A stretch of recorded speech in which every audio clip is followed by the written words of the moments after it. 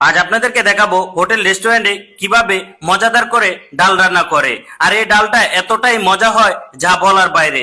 আপনি অনায়াসে 1 থেকে 2 প্লেট ভাত শুধু ডাল দিয়ে খেতে পারবেন। আর কিভাবে এই ডাল আমি রান্না করেছি আজ আপনাদের সাথে সবকিছু শেয়ার করার চেষ্টা করব। ফার্স্ট আমার এখানে 200 গ্রামের মতো মুগ ডাল আছে। আর মুগ ডাল মসুর ডাল আপনারা সমান সমান দেওয়ার চেষ্টা করবেন। আমার এখানে 200 গ্রাম মুগ ডাল আমি কিন্তু আগেই ভালো করে একটু ফ্রাই করে নিয়েছি। তারপরে এখানে আমি 200 গ্রামের মতো মসুরের ডাল দিয়ে দিলাম। দেওয়ার পরে খুবই ভালো করে ওয়াশ করে নিয়েছি। ওয়াশ করার পরে কিছুক্ষণ ভিজিয়ে রাখার চেষ্টা করেছি। এখন আমি ডালটা রান্না করব। ফার্স্টে একটা কড়াইর ভিতরে ডালটা নিয়ে নিলাম। তারপরে এখন আমি পরিমাণ মতো পানি দিয়ে দিলাম। আমি কিন্তু ফার্স্টে একটু কম পানি দিয়ে ডালটা আগে সিদ্ধ করে নিব। আপনারা কম পানি দিয়ে ডালটা আগে সিদ্ধ করে নেওয়ার চেষ্টা করবেন।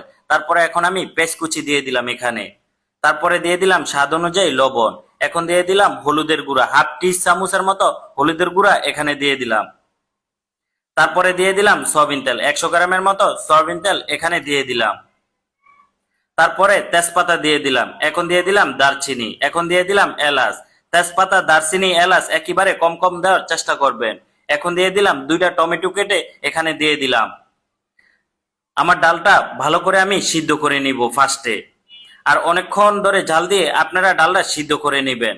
চুলা রাসটা হালকা হালকা রেখেই আপনারা ডালটা সিদ্ধ করার চেষ্টা করবেন। আমি যেভাবে ডালটা রান্না করব এভাবে একবার আপনি ডালটা রান্না করে খেয়ে দেখেন ভাই, বিশ্বাস করেন এই ডালটা সত্যি খুবই মজা হয়ে থাকে। আমরা রেস্টুরেন্টে প্রায় সময় এভাবে কিন্তু ডালটা রান্না করে থাকি।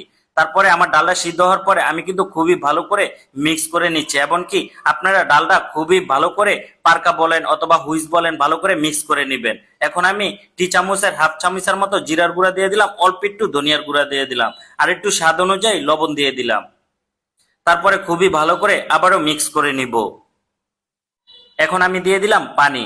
আপনারা পানিটা আপনাদের পরিমাণ অনুযায়ী দিতে পারেন। আপনারা যদি একটু ঘন ডাল পছন্দ করেন তাহলে পানিটি একটু কম দিবেন। আর যদি একটু পাতলা ডাল পছন্দ করেন তাহলে পানিটি একটু বাড়তি দেওয়ার চেষ্টা করবেন। এখন আমি বাগার দিয়ে দিব। আমি একটা ফ্রাই প্যানের ভিতরে এখানে পেঁয়াজ কুচি দিয়ে দিলাম। তারপরে এখন দিয়ে দিলাম অল্প কিছু আস্তা জিরা। তারপরে দিয়ে দিলাম 2 টেবিল চামচের মতো রসুন কিমা। রসুনটা জাস্ট আপনারা কিমা করে নেবেন আর কি। তারপরে এখন শুকনা মরিচ দিয়ে দিলাম। আর এটা একেবারে ব্রাউন কালার করে নেব পেঁয়াজটা।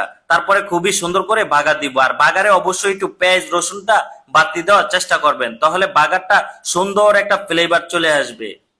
এখন কিছু কাঁচামরিচ এখানে দিয়ে দিলাম। তারপরে দিয়ে দিলাম ধনিয়া পাতা। আর ধনিয়া পাতাটা দিলে ডাল থেকে সুন্দর একটা ঘ্রাণ চলে আসে। তারপরে খুবই ভালো করে মিক্স করে নিব। আর এভাবেই করে হোটেল রেস্টুরেন্টে এই ডালটা খুবই সহজে রান্না করে থাকে। এখন থেকে আপনিও বাসায় খুবই সহজে এই ডালটা রান্না করে খেতে পারেন।